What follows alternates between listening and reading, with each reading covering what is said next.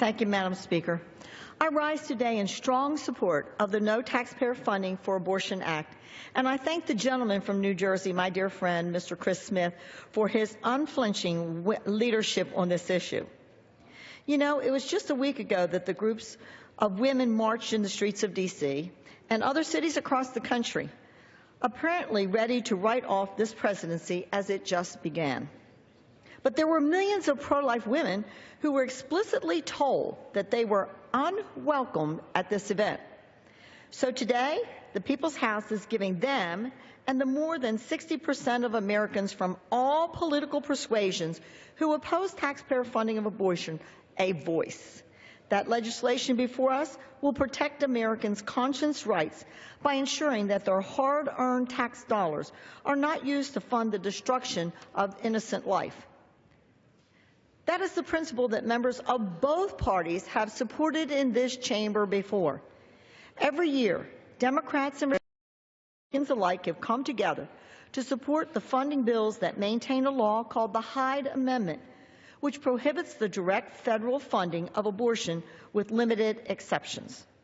This 40-year-old law has saved an estimated 2 million lives, but it is not permanent, meaning that this time-honored protection could be taken away on a whim.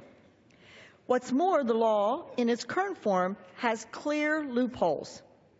A 2014 GAO study found that taxpayer-funded insurance subsidies could be used to pay for abortions on over 1,000 Obamacare plans nationwide.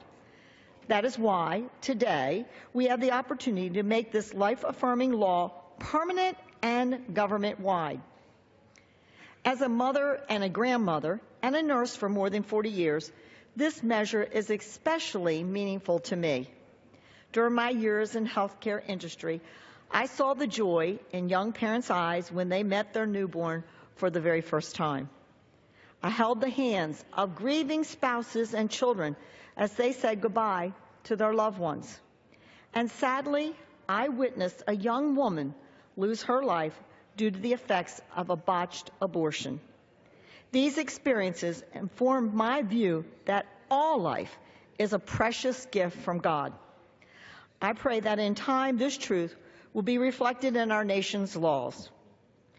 But until then, can't we at least do this much? I urge a yes vote on the No Taxpayer Funding for Abortion Act, and I reserve the balance of my time. The gentlewoman from Tennessee